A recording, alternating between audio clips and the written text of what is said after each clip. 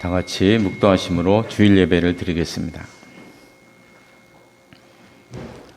하나님이여, 주의 이름과 같이 찬송도 땅끝까지 미쳤으며 주의 오른손에는 정의가 충만하였나이다. 하나님은 영원히 우리 하나님이시니 그가 우리를 죽을 때까지 인도하시리로다. 아멘.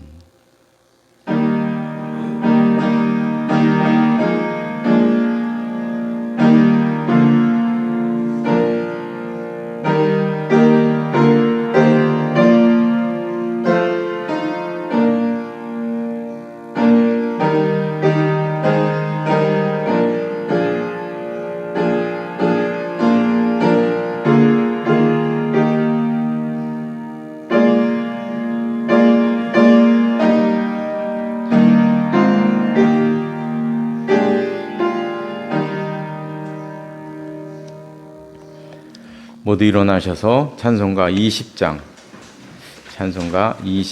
부르시겠습니다.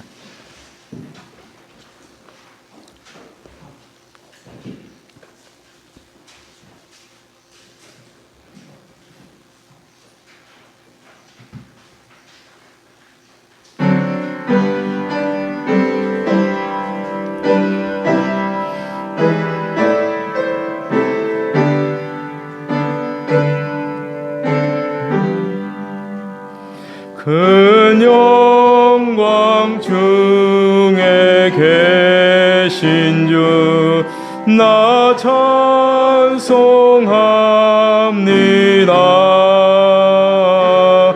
영원히 계신 주 이름 나 찬송합니다. 한없이 크신 능력을 나 찬송합니다.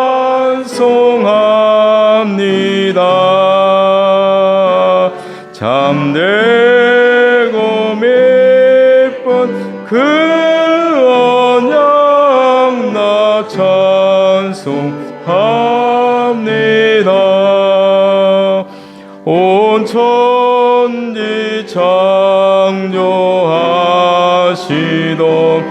그 말씀 힘이소 영원히 변치 않는 줄 나 믿사옵니다. 그 온유하신 줌성 날 불러주시고 그 품에 품어 주시니 나 찬송합니다. 아멘.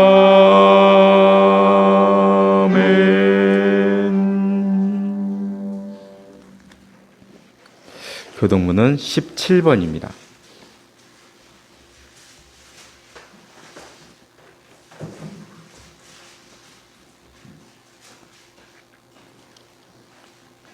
교동문 17번 시편 29편 말씀입니다. 너희 권능 있는 자들아, 영광과 능력을 여호와께 돌리고 돌릴지어다.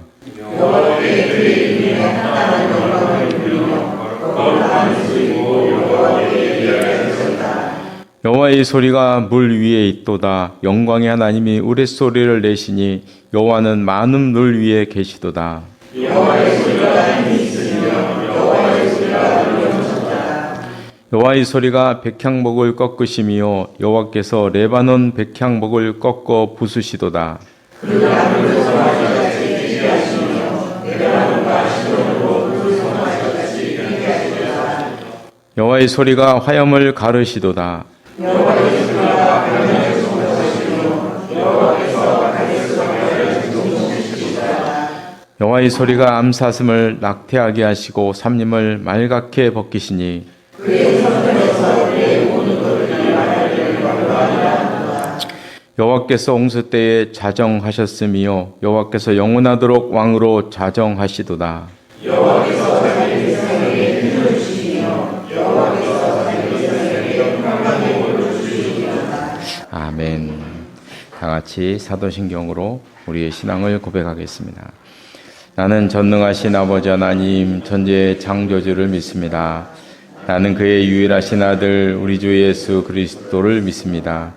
그는 성령으로 잉태되어 동정녀 마리에게서 나시고 본디오 빌라도에게 고난을 받아 십자가에 못 박혀 죽으시고 장사된 지 사흘 만에 죽은 자 가운데서 다시 살아나셨으며 하늘에 오르시어 전능하신 아버지 하나님 우편에 앉아 계시다가 거기로부터 살아있는 자와 죽은 자를 심판하러 오십니다. 나는 성령을 믿으며 거룩한 공교회와 성도의 교제와 죄를 용서받는 것과 몸의 부활과 영생을 믿습니다. 아멘. 자리에 앉으시기 바랍니다. 이 시간 다 함께 기도하시겠습니다. 영광과 존귀를 받으시기에 합당하신 하나님 아버지, 오늘도 이 시간에 함께 모여 예배드릴 수 있도록 인도하시니 감사를 드립니다. 하나님께서 저희들을 이 땅에 나게 하시고 복된 삶을 살 수 있도록 인도하신 데는 또 분명한 뜻이 있는 줄 압니다. 하나님께서 우리들에게 주신 그 목적과 뜻이 무엇인지 깨닫게 하시고 그것을 성취하며 이루며 살아갈 수 있도록 함께하여 주시옵소서. 우리 인생은 너무나 짧고 한 번 살고 가는 것인데 하나님께서 주신 이 생명을 하나님의 나라를 위하여 사용하며 지낼 수 있도록 함께하여 주시옵소서. 지금 만물이 푸르러지고 또 아름다운 꽃을 피우고 나무들도 작은 잎을 내어서 보는 저희들로 하여금 포근하고 시원한 마음을 갖게 합니다. 저희들도 이 자연처럼 신앙의 새로운 생명력을 갖게 하시고 열매를 맺으며 살아갈 수 있도록 함께하여 주시옵소서. 이 시간 또 말씀을 나누고자 합니다. 주시는 그 말씀으로 한 주간도 힘있게 살아갈 수 있도록 함께하여 주시옵소서. 예수님의 이름으로 기도드리옵나이다. 아멘.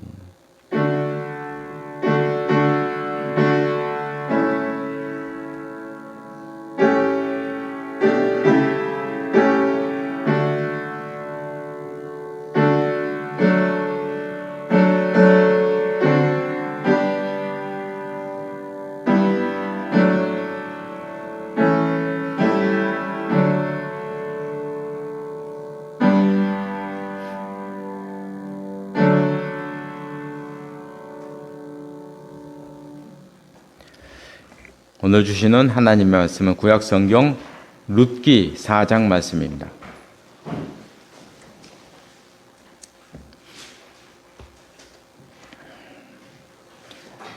룻기 4장, 구약성경 405쪽에 있는데요.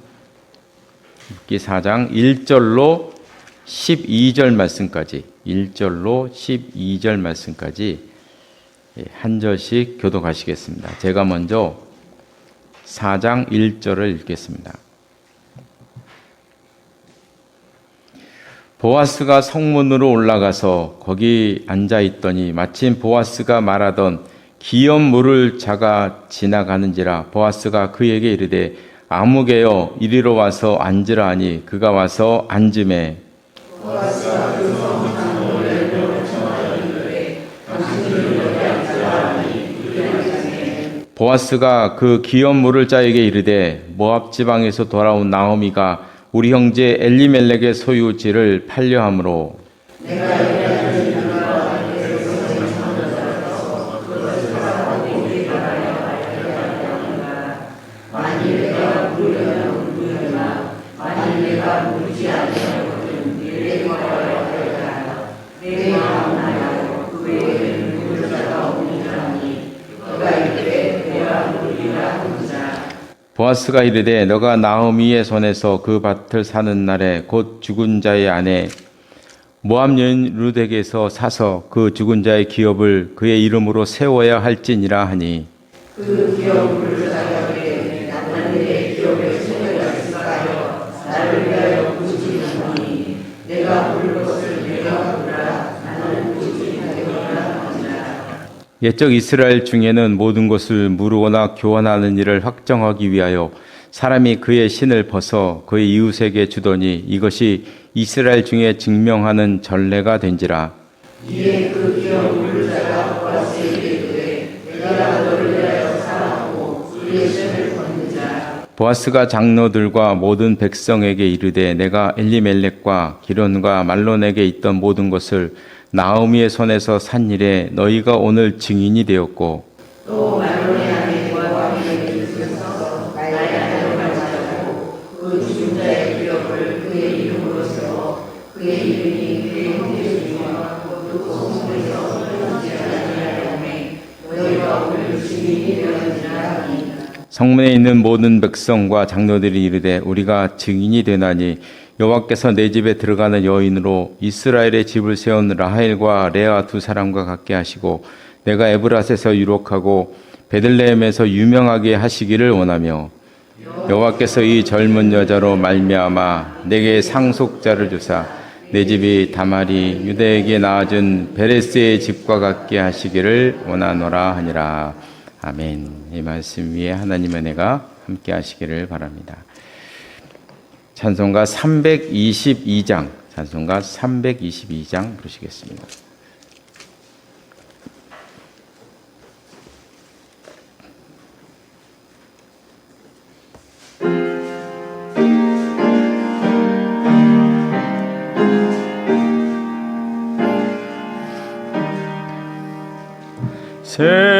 세상의 헛된 신을 버리고 하나님 이름 높여 기리세.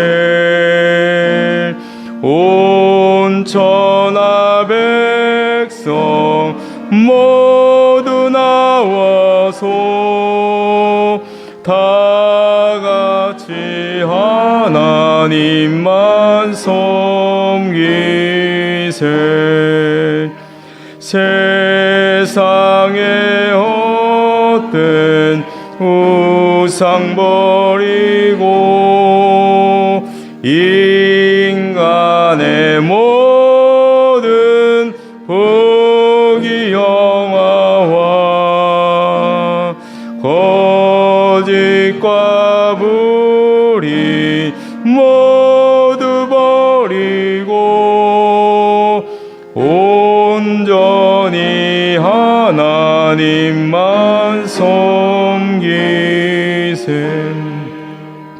주님의 백성 서로 헤아려 시기와 미움 아주 버리고 하나님만을 홀로 섬기는 천국으로서 이뤄 주소서. 아멘.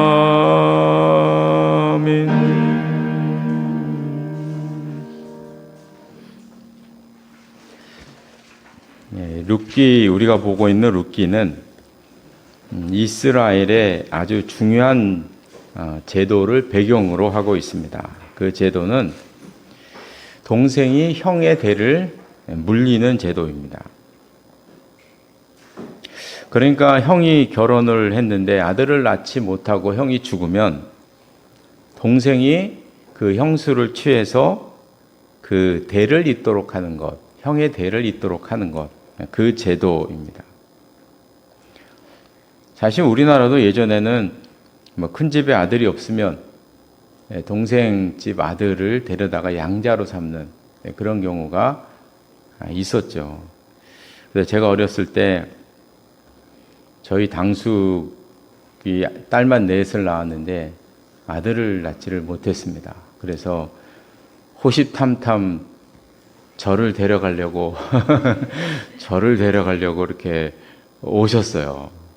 근데 제가 이제 어렸을 때니까 저는 기억이 없는데 오시면 제가 그걸 어떻게 뭐 느낌으로 알았는지 그 어른이 오시면 저는 도망갔대요. 항상 도망 다녔대요. 도망 다니고 막 예, 하여간 뭐 저에게 신방 다녀보면 이제 그렇게 얘기하시는 분들이 가끔 있어요. 저희 어머님이십니다 하고 진짜 어머니는 저분이십니다 이렇게 하시는 분도 있었어요. 근데 그거랑은 조금 다르죠. 여기 이제 동생의 아들을 데려다 양자 삼는 것인데 여기는 그게 아니고 형수를 동생이 취해서 아들을 낳게 하는 것입니다. 다르죠. 그런 면에서 다릅니다. 만약에 동생도 아들을 낳지 못하고 죽으면 어떻게 하느냐? 그러면 가장 가까운 친척이 대를 이어야 되고, 그 친척도 대를 잇지 못하고 죽으면 어떻게 되냐? 그 다음 친척, 그 다음 친척 이렇게 내려가게 됩니다. 그래서 우리가 그냥 지나갔지만 1장 12절에 보면 나오미가 이런 말을 해요. 이게 이제 그런 제도를 얘기하는 건데요. 12절, 1장 12절 끝에 보면 이런 말을 해요. 나오미가 룻과 오르바에게 오늘 밤에 남편을 두어 아들을 낳는다 하더라도, 자기 얘기죠. 자기가 나오미, 시어머니 나오미가 오늘 밤에 내가 결혼을 해서 남편을 두어 아들을 낳는다 해도 너희가 어찌 그들이 자라기를 기다리겠느냐. 참 우리가 보면 황당한 말이죠. 그렇죠? 무슨 말이 이렇습니까? 근데 요게 이제 이 제도를 염두에 두고 하는 이야기입니다. 그러니까 두 며느리를 보면 두 며느리 모두 다 아이 없이 남편이 다 죽었잖아요. 그럼 이제 두 며느리 입장에서 만약에 두 며느리가 재혼을 하지 않고 있는다면 바라는 것은 하나밖에 없는 거예요. 나오미가 얘기한 대로 나오미가 다시 결혼해서 아들을 낳아서 그 아들이 장성해서 그 아들이 죽은 형들을 대신해서 그 형수들을 이제 취해서 대를 잇게 하는 거죠. 그럼 이게 불가능하죠, 그렇죠? 이거는 불가능하다는 얘기죠. 나오미는 그 불가능하다 이렇게 이야기를 하는 것입니다. 참 우리가 보면 황당한 말인데 이 고대에는 사회보장 제도라는 게 뭐 없었기 때문에 어떻게 보면 여인들을 보호하기 위한 하나의 보장 제도와 비슷한 것이다. 뭐 이렇게 생각하시면 될 것 같습니다. 그래서 보면 둘로 나뉘는데요. 어떻게 이렇게 또 다 내려왔죠? 언제 내려왔죠? 이게 저도 못 봤는데 한 번 눌리기 전에처럼 그리 내려오면 이제 됐습니다. 이상하네. 이게 꾹 눌린 모양인데요. 동생이 그 형수를 취해서 대를 물리는 것을 수혼이라고 형사치수제라고 해요. 형이 죽었을 때 형수를 취하는 제도, 수혼이란 말을 하고요. 친척이 이제 그 대를 물렸을 때 이걸 고엘이라 이렇게 둘로 나누어서 따로 구분해서 이야기를 합니다. 룻기는 이 중에서 고엘을 배경으로 하는 그런 이제 말씀인데요. 이 고엘 제도가 실제로 행한 기록이 다른 기록이 없다 그래요. 뭐 실제로 역사적으로 뭐 있었겠죠, 그죠? 근데 기록으로 남은 게 없대요. 그 동생이 취한 거는 있는데 친척이 대를 물렸다 이 기록이 없대요. 그래서 이런 면에서 이 룻기는 고엘을 시행한 아주 중요한 유일무이한 역사적 자료다. 모르겠습니다. 그동안 또 발견됐을지는 모르겠어요. 근데 이 고엘이 시행된 유일무이한 그 자료가 되는 거죠. 대를 물리는. 그러니까 이게 대단히 중요한 역사적 자료가 되는 것입니다. 이 수혼과 고엘을 시행하는 사람에게는 몇 가지 책임이 있는데 첫 번째는 대를 물려줘야 되는 것. 이것이 제일 중요한 것입니다. 그러니까 이것은 이 대를 물리는 것은 여자의 입장에서 보면 이것은 자기가 형제와 그 친척에게 가서 대를 물려달라고 주장할 수 있는 권리입니다. 권리와 같은 거예요. 그런 것입니다. 그러니까 형제나 친척에게 가서 대를 이어달라고 요구할 수가 있어요. 권리예요. 이제 3장에 보면 이제 그 장면이 나오는데요. 3장.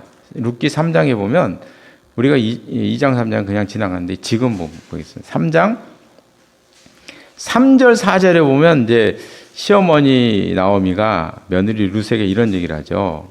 3절에 보면 2절부터 보죠. 내가 함께 하던 하녀들을 둔 보아스는 우리의 친척이 아니냐, 친족이 아니냐. 보라, 그가 오늘 밤에 타작마당에서 보리를 까불리라.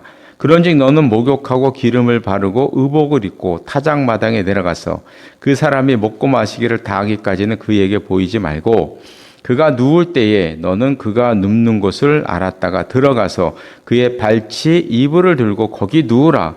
그가 내 할 일을 내게 알게 하리라. 지금 나오미는 룻이 일하고 있는 밭의 주인이 보아스라는 것을 알게 되었죠.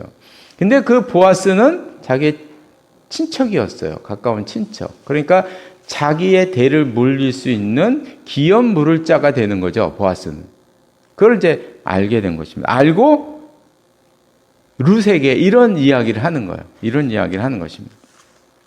우리가 보면 이 장면은 정말 희한한 장면이죠. 너무 희한한 장면. 지금 시어머니가 며느리에게 무슨 죄를 시키는 거예요, 지금? 지금 뭔 일을 시키는 겁니까? 목욕하고 옷 단장하고 자고 있는 보아스의 이불 속에 들어가라는 얘기예요, 지금요. 무턱대고 들어가라. 이 얘기를 시키는 거잖아요, 그렇죠? 그래서 이 모습을 볼 때 우리가 이제 생각해야 될 것은 이것을 성적인 모습으로 생각하면 안 된다는 것입니다. 이것은 나오미 입장에서 보아스에게 요구할 수 있는 당연한 권리입니다. 당연한 권리예요. 우리는 이제 이렇게 생각하기가 쉽죠. 만약에 이러다가 보아스가 룻을 망신 주고 내쫓아버리면 어떡하겠냐. 야, 이 음란한 XX야. 너가 지금 무슨 짓을 하는 것이냐. 보아스가. 썩 꺼져라. 다시는 나타나지 말라. 뭐 이렇게 막 외쳤다고 생각을 해보세요.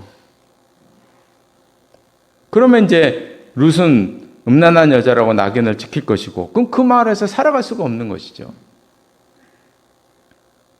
그런데 재밌게도요, 그 반대입니다. 보아스 입장에서는 이게 의무예요, 의무. 의무입니다. 만약에 보아스가 친척이 이것을 거부해서 룻을 내쫓아버리면 룻이 수치를 당하는 것이 아니라 거부한 친척 보아스가 수치를 당하는 것입니다. 그래서 이제 성경에 보면요, 신명기 25장 9절에 이런 말씀이 나와요. 그의 형제의 아내가 장로들 앞에서 그에게 나아가서 그의 발에서 신을 벗기고 그의 얼굴에 침을 뱉으며 이르기를 그의 형제의 집을 세우기를 즐겨 아니하는 자에게는 이같이 할 것이라. 만약에 보아스가 룻을 쫓아내버리잖아요. 그러면 룻과 나오미는 어떻게 하냐면 보아스를 끌고 가서 베들레헴 마당 광장에 세워놓고 신을 벗기고, 보아스의 신을 벗기고, 여자들이 이제 나오미와 룻이 보아스의 얼굴에 침을 뱉어가면서 이놈은 형제의 집을 세우기를 즐겨하지 않은 자라고 조롱하고 막 그냥 욕하고 많은 사람들이 보는 앞에서 그렇게 하라는 거예요. 그렇게 하라는 거. 그러니까 수치를 당하는 것은 룻이 아니고 보아스입니다. 이게 그 제도예요. 우리가 볼 땐 참 이상하지만, 그게 그 가문의 대를, 이 당시에는 그 가문의 대를 잇는 게 사람이 살아가는 제일 목적이잖아요, 그죠? 그러니까 이제 이런 제도가 있는 거예요. 황당한 이런 제도가 있는 것입니다. 실제로 이렇게 해서 망신을 당한 사람이 있죠, 성경에. 그게 누구냐면 오늘 보면 14절에도 나와요. 4장 12절. 4장 12절 끝에 보면 이런 말이 나와요. 내 집이 다말이 유다에게 낳아준 베레스의 집과 같게 하기. 다말이 유다에게 낳아준 베레스의 집과 같기를 말한다. 이 말이에요. 다말은 유다의 며느리입니다. 큰 며느리예요. 그래서 이게 이제 룻과 비슷한 얘기인데요. 그 내용이 이렇습니다. 다말이 유다의 큰아들과 결혼을 했는데 이 큰아들이 아이를 낳지 못하고 죽은 거예요. 죽었어요. 그러니까 이제 이 수혼의 그 전통에 따라서 유다가 둘째 아들을 다말에게 주었어요. 그런데 둘째 아들은 얍삭하게 이렇게 생각한 거예요. 내가 만약에 형수와 결혼을 해서 아이를 낳으면 그 아이는 내 아들이 아니고 형의 아들이네. 아이를 안 낳았어요.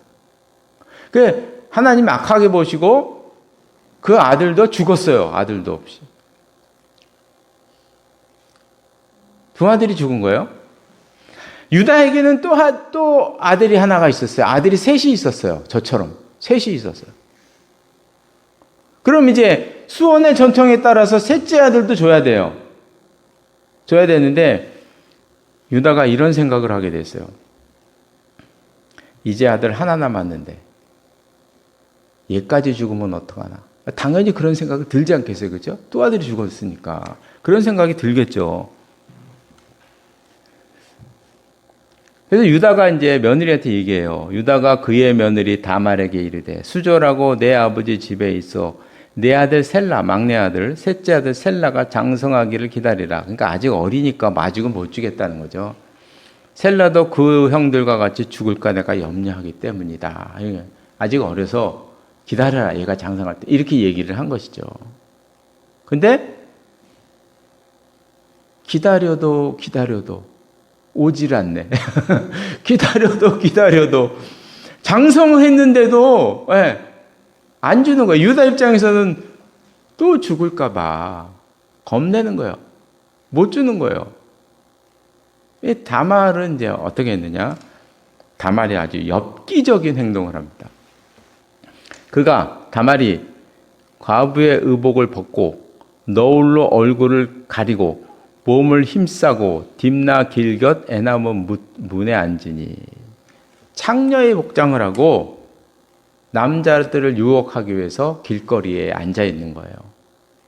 창녀 행세를 하는 거예요. 누구를 유혹하기 위해서? 시아버지를 유혹하기 위해서, 유다를 유혹하기 위해서 이렇게 과부옷을 버리고 그냥 그 창녀의 모습으로 길거리에 앉아 있었던 거죠. 왜냐? 이는 셀라가 장성함을 보았어도 자기를 그의 아내로 주지 않았으므로 말미암음이라. 이렇게 이제 한 것이죠. 그래서 시아버지 아이를 임신하게 되었어요. 시간이 흘러서 다말이 이제 배가 불러오네요. 그러니까 사람들이 임신한 걸 다 알게 되겠죠. 또 과부가 임신했네. 불륜이잖아요. 그죠? 간음죄를 행했네. 이렇게 된 거예요. 이 소문이 아버지 귀에 들어간 거예요. 그래서 아니 며느리가 간음죄를 이때는 이제 사람들이 모여서 돌로 쳐 죽이잖아요. 내가 다말을 죽이겠다. 그래서 동네 사람들이 모여가지고 죽여서 불태워버리겠다. 이런 마음을 가지고 이제 온 거예요. 딱 왔는데 그 자리에서 다말이 얘기를 했죠. 이 아이는 시아버지 유다의 아이입니다. 그리고 증거를 내보였어요. 그러니까 이제 유다가 이런 얘기를 하죠. 유다가 그것들을 알아보고 증품을 알아보고 이르되 그는 나보다 옳도다. 그는 나보다 옳도다. 우리가 지금 봤을 때는 이게 참 추잡한 얘기예요. 추잡한 얘기죠. 이게 저는 그래서 38장을 안 읽어요. 안 읽고 이렇게 넘어가요. 너무 추잡한 얘기라 제가 안 읽고 넘어가요. 이렇게 넘어가요. 그런 내용이거든요. 그런데 이거는 다말이 잘못하는 게 아니라 유다가 잘못한 거예요. 유다가. 인정하잖아요. 내 잘못이다. 내 잘못이 크다. 이런 얘기를 하는 거예요. 왜냐하면 그 당시에는 우린 그렇게 생각하기가 쉬워요. 그럼 아이를 낳고 싶으면 다말이 다른 남자의 아이를 얻으면 안 되겠다. 그게 아니죠. 여자 입장에서는. 왜냐? 그 가문을 이어야 한다는 그것이 그 당시 사람들의 첫 번째 삶의 목적이니까 그거를 이루려면 시아버지 아이를 라도 음신하게 돼. 이렇게 한 거죠. 이런 거. 그러니까 우리의 생각하고는 완전히 다른 세상이에요. 다른 세상. 유다가 다말을 욕할 수가 없는 것입니다. 법을 어긴 것은 다말이 아니고 유다였기 때문에. 그래서 이 사건에서 수치를 당한 건 누구냐? 동네 사람들 갖고 다말 죽이겠다는데 수치를 당한 건요, 다말이 아니고 유다입니다. 이것이 수혼과 고엘 제도인 거예요. 대를 물릴 친척이 이제 형제가 해야 할 일이 또 한 가지가 있는데 대만 물려서는 안 되고요. 재산도 물려줘야 됩니다. 그 집안에 재산도 물려줘야 돼요. 자, 그러면 나오미는 모압에서 10년 이상 살았잖아요. 그럼 예전에 자기가 살던 그 이스라엘의 땅과 집과 이런 게 다 있었을 거 아니에요. 그럼 이 땅과 이 집들은 다 어떻게 내동댕이 치고 가느냐? 아니었을 거예요. 그 이스라엘은 땅을 팔 수가 없어요.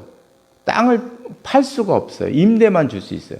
아마도 세나 임대나 돈 몇 푼 받고 너가 관리해라. 그러고 이제 떠났을 거예요. 그랬을 거란 말이죠. 대를 물리는 친척은 자기 재산을 털어서 나오미의 그 땅을 다시 사서 나오미의 아들 그리고 나오미의 자손 가문에 그 땅을 줘야 합니다. 줘요. 그래서 보아스가 이제 오늘 본문에 보면 이 일을 신중하게 진행을 하는데요. 3장 14절에 보면 얘기를 합니다. 3장 14절 끝에 보면 중간에 보면 이런 보아스가 룻에게 이런 얘기를 해요. 룻이 이제 발치에 누운 것을 보고 룻에게 이런 얘기를 해요. 보아스가 말하기를 여인이 타작마당에 들어온 것을 사람이 알지 못하여야 할 것이라 하였습니다. 보아스가 이르되 내 겉옷을 가져다가 그것을 펴서 잡으라 하매 그것을 펴서 잡으니 보리를 6번 되어 룻에게 주고 성읍으로 들어가니라. 사람이 못 보게 조용하게 룻을 돌려보냈어요. 왜 돌려보냈냐 하면 12절에 보면 나와요. 이런 말을 해요. 참으로 나는 기업 물을 자이나 기업 물을 자로서 나보다 더 가까운 사람이 있으니라고 얘기해요. 이 이야기는 뭐냐면 보아스의 친척은 많은데 나오미보다 더 가까운 친척이 보아스보다 1촌 더 가까운 친척이 한 명 더 있었다는 거예요. 그러니까 만약에 보아스가 그 친척을 무시하고 먼저 나서서 룻의 대를 이어주고 그 가업을 물려줬다면 나중에 큰 문제가 됩니다. 왜냐하면 자기가 법을 어겼기 때문에. 그래서 보아스는 룻을 조용히 돌려보냅니다. 돌려보내면서 이제 오늘 본문은 보아스가 그 대를 물릴 수 있는 그 친척과 이제 대면하는 장면이 나와요. 왜냐하면 그 친척이 있어서는 자기가 대를 물릴 수가 없거든요. 그러니까 그 친척을 부르는 거죠. 그래서 어떻게 하냐면 증인으로 그 동네의 장로들 10명을 부릅니다. 그러니까 장로만 부른 게 아니죠. 장로만 부르니까 이제 사람들까지 다 따라 나온 거죠. 다 따라 나온 것입니다. 그러면서 그 사람에게 보아스가 나오미 가정의 이야기를 꺼내는 것입니다. 그러면서 묻는 거죠. 다 보는 앞에서 나오미의 가문을 너가 물을 것이냐 묻습니다. 그러니까 이제 4절 끝에 보면 이런 말을 해요. 4절 끝에 보면 그 사람이 이런 이야기를 해요. 그가 이르되 내가 물으리라. 이 친척이 물으리라 그러면 보아스는 이제 권리가 없어지는 거예요. 물으리라 얘기를 했어요. 그런데 6절 끝에 보면 이런 말을 또 해요. 6절 끝에 보면 나는 무르지 못하겠노라. 참 재밌어요. 그죠? 처음에는 무르리라 해놓고 갑자기 6절에서는 무르지 못하겠다. 너가 물러라. 이러고 이제 나앉았다는 거죠. 여기에는 이제 이유가 있었습니다.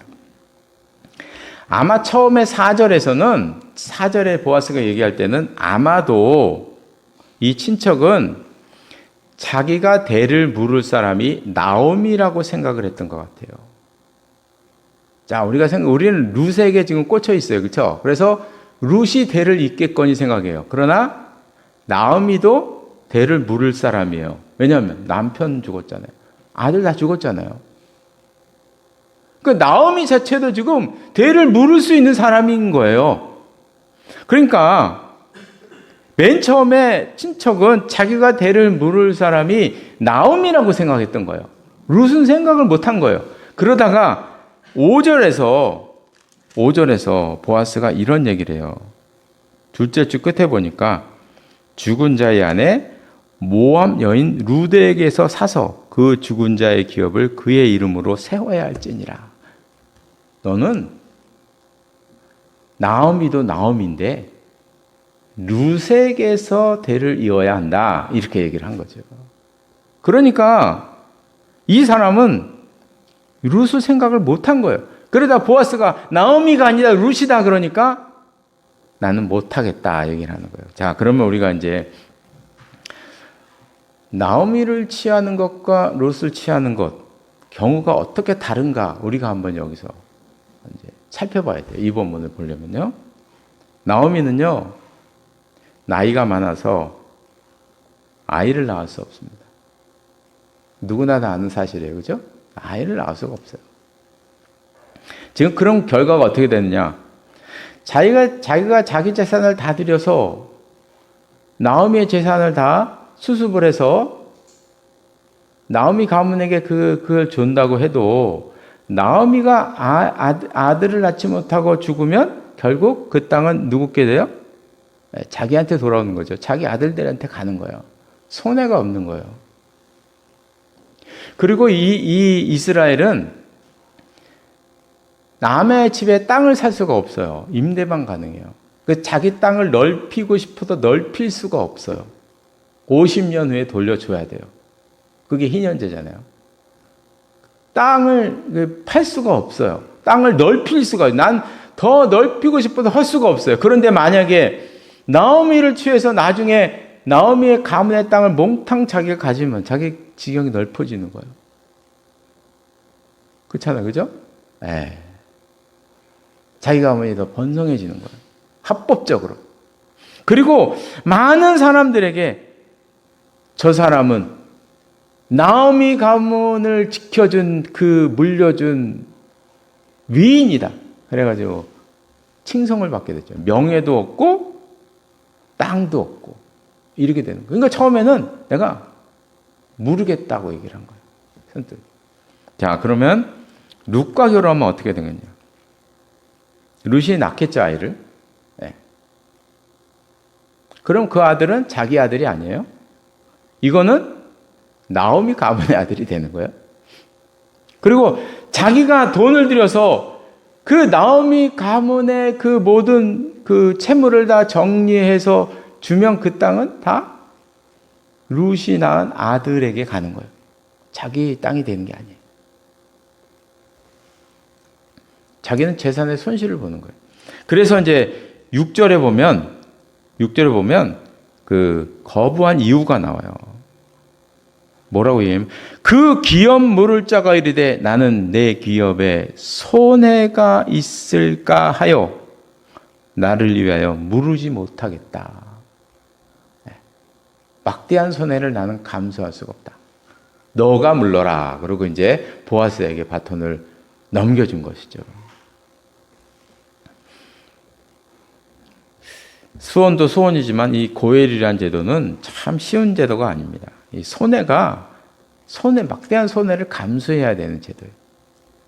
그래서 아무나 할 수가 없는 일인데 이 보아스는 룻을 위해서, 그럼 보아스는 왜 그렇게 막대한 손해를 감수하면서까지 이런 일을 했느냐?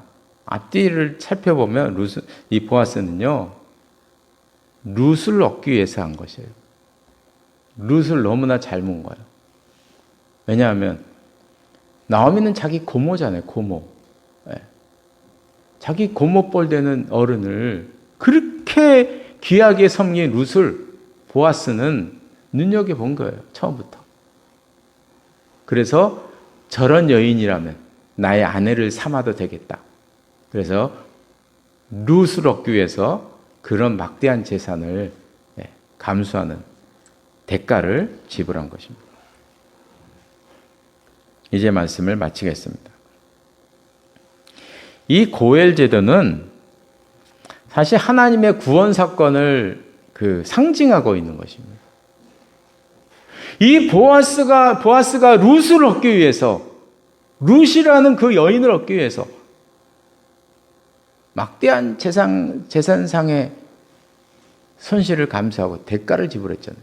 그것처럼 하나님께서는 우리를 구원하시기 위해서 막대한 희생을 치르셔서 예수님을 보내시고 예수님을 고난 속에 처하게 하시고 십자가에 달려 죽게 하시고, 그래서 하나님께서는 우리의 고엘이 되시는 것입니다.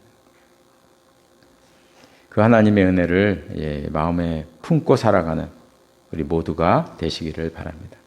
기도하시겠습니다.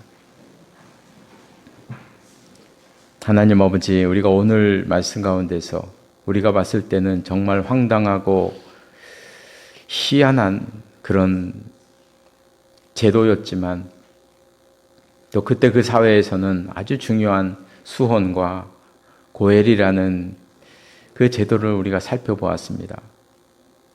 보아스는 룻이라는 여인을 너무 귀하게 여겨서 그 여인을 얻기 위해서 그는 막대한 재산상의 손해를 감수하고 그를 얻었던 것을 우리가 보았습니다.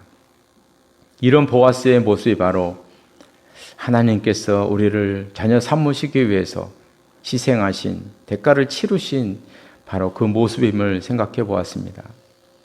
예수님을 이 땅에 보내시고 예수님을 고난 속에 가게 하시고 십자가에서 죽게 하시는 이 고통 속에서도 하나님께서는 우리를 얻기 위해서 이런 대가를 지불하셨던 그 장면을 저희들이 생각해 보았습니다. 그 하나님의 은혜를 우리가 늘 마음에 품고 살게 하시고 그 하나님의 은혜 가운데 살아가는 저희들의 삶이 될 수 있도록 늘 인도하여 주시옵소서. 예수님의 이름으로 기도드리옵나이다. 아멘.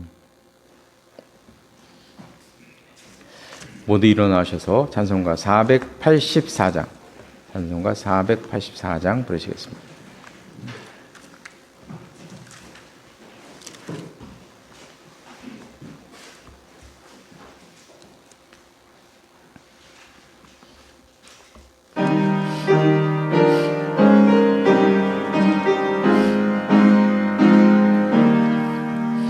내 맘에 주여 소망되소서.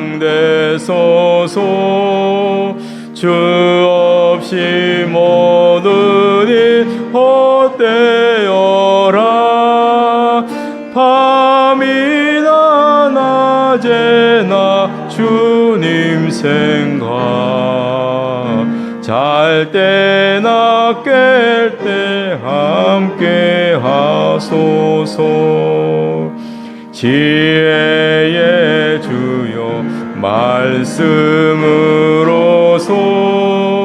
언제나 내 안에 계십소서.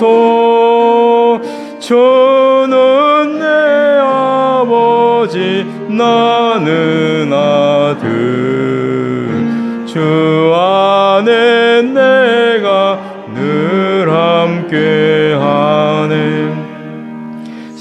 세상의 영광 난 보여도 언제나 주님은 나의 기억.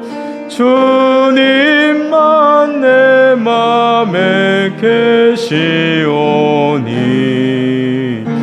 영원한 주님 참 귀하셔라. 영원한 주님 내 승리의 주 하늘의 기쁨을 주옵소서. 어떠한 고난이 닥쳐와도 만유의 주여 소망되소서. 아멘. 기도하시겠습니다. 지금은 우리 주 예수 그리스도의 은혜와 하나님 아버지의 극진하신 사랑하심과 성령의 교제하심과 교통하심이 이 자리에 나와서 예배드린 하나님의 사람들과 가정과 기업 위에 항상 함께 하시기를 간절히 축원하옵나이다. 아멘.